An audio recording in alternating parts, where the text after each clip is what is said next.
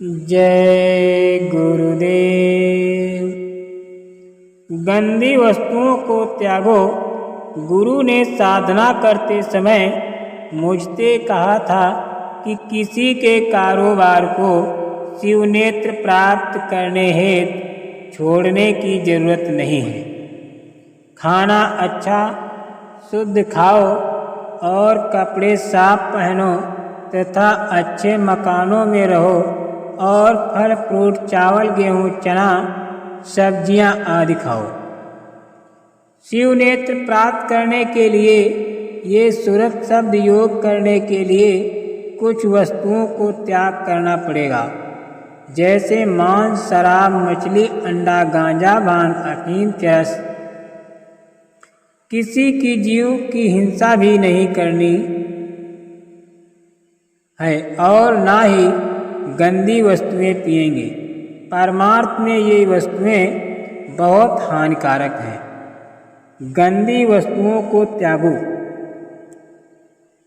बिना शिवनेत्र जीवन बेकार। बिना शिवनेत्र के जीवन बेकार। शिवनेत्र पाने के लिए जब तक तीर्थ व्रत यज्ञ ज्ञान दान और अनेक प्रकार के संयम किए जाते थे, परंतु वो नहीं खुला तो तुम्हारा जीवन सर्वदा वृथा चला गया। जो बचा है वो भी जाने वाला है। जो लोग धर्म की पुस्तकें बनाते हैं उन्हें जरा सी अपनी औकात के लिए सोचना चाहिए कि हमारा शिवनेत्र खुला, हमने भगवान को पाया।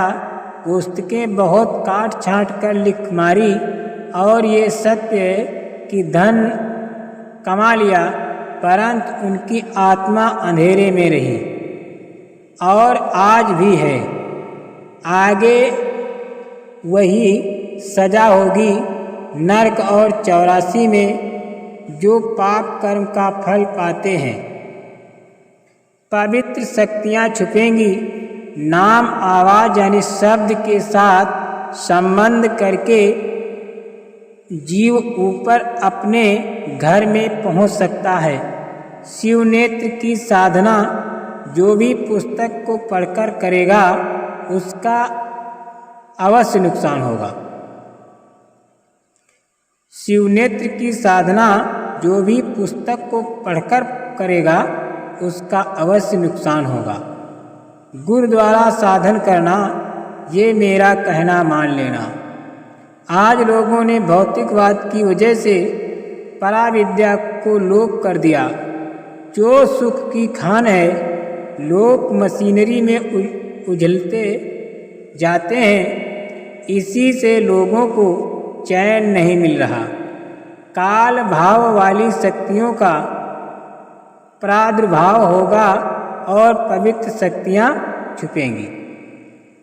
लोग क्या चाहते हैं? शिवनेत्र पाने वाली साधना में भूत भविष्य वर्तमान का दिखाई देता है। मुझे विश्वास है, पर तुम कहीं इसलिए न चले जाना कि धन पुत्र मुकदमा बीमारी दूर कर दें या संसारी चीज़ें दे दें। शिवनेत्र के लिए आओ, ज्ञान चक्षु खुलेगा। अवश्य तुम महान काम के लिए आओ। मुझे बहुत बड़ा विश्वास है कि लोग शिवनेत्र दिव्य दृष्टि नहीं चाहते हैं। उन्हें स्वर्ग वैकुंठ जीते जी नहीं चाहिए। चाहिए क्या? संसार की वस्तुएं। स्वर्ग तो मरने के बाद मिल ही जाएगा। कितना छोटा विचार है। जीते जी नहीं मिला तो मरने के बाद स्वर्ग कभी नहीं मिलेगा। भगवान की सुरीली बंसी इस मानव शरीर में बजती है। सुनने वाला तो होना चाहिए। कर्म का फल। जो लोग धन के लोभी होने पर सर्प बनकर उसी स्थान के इर्द गिर्द रहते हैं जहाँ पर धन होता है, ये सब रहस्य शिवनेत्र पाने पर दिखाई देता है। जो लोग अधिक कामी होते हैं उनको बंदर या कुत्ते की योनि मिलती है। इसी प्रकार स्त्री के लिए जो जीव हिंसा करते हैं, जैसे गाय बैल भैंस बकरी मुर्गी मुर्गा मछली खाते और पीते हैं, उनको अघोर नरक में यम पुलिस ले जाती है और हमेशा मार खाते हैं। रिश्वत लेने का यही भोग भोगना होता है। गुरु भाई की अधेड़ बुन साधना। भजन कब होगा?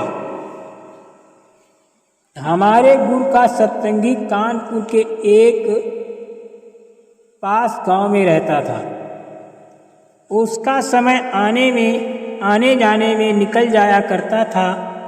क्योंकि उसको 150 रुपये वेतन मिलता था। लेबर ऑफिस में काम करता था। भजन के लिए उसके पास समय बहुत कम या तो बिल्कुल नहीं बचता था। हमेशा सोचा करता था कि नौकरी छोड़ दूं। दिन रात अधेड़ बुन में था। कुछ दिन पीछे स्वामी जी कानपुर पहुँचे और संकटा प्रसाद के निवास स्थान पर गए। उनके मिलने वाले कोमल प्रसाद व्यक्ति ने कहा कि स्वामी जी, समय नहीं मिलता, भजन कब होगा और जीवन नैया पार होगी या नहीं। रात दिन सोच रहता है।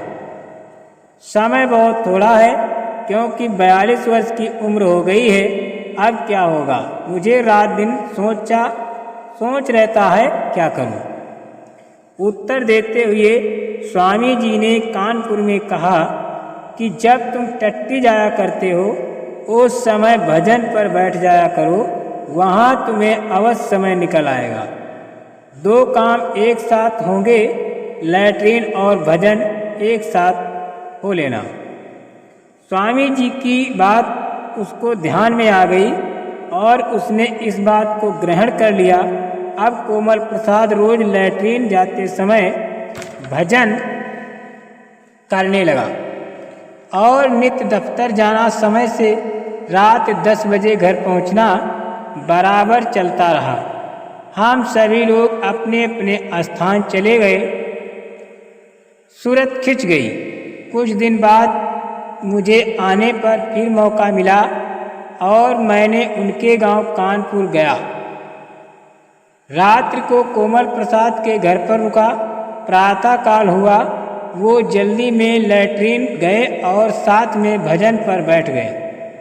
एकाएक सूरत की साधना से सूरत ऊपर खिंच गई और कोमल प्रसाद उसी गंदी टट्टी में गिर गए। बहुत देर होने से मैंने उनकी धर्मपत्नी से पूछा कि आज कहाँ गए हैं। उसने कहा कि लोटा लेकर लैट्रीन गए थे। मैं उन्हें खेतों की मेड़ पर खोजने गया तो देखता हूँ कि कानों में उंगली लगी है और अपने ही पाखाने में गिर गए। उन्हें बिल्कुल होश नहीं है। मेरे बहुत हिलाने पर भी उन्हें होश न आया। तब मैंने उनके लोटे का पानी उनकी आँखों में मारा। यही समय है। उस पर भी मुझे आधा घंटा हो गया। तब उन्होंने आँख खोली और मुझे अनजान अवस्था में एकटक होकर देखते रहे, जैसे एक नन्हा बच्चा किसी को एकटक देखता है। कुछ देर बाद उन्होंने पहचाना।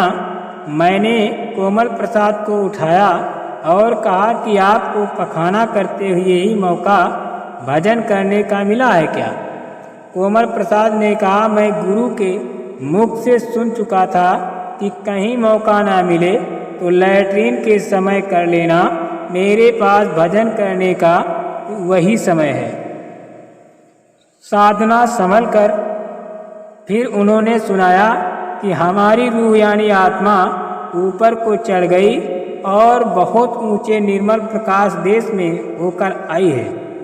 वहाँ बहुत आनंद है। उसको क्या कहूँ, गुरु जी को सुनाऊंगा। मैंने कहा, तुम छिपा कर रखना, किसी को कहना ना, साधना संभाल कर करो। जय गुरुदेव।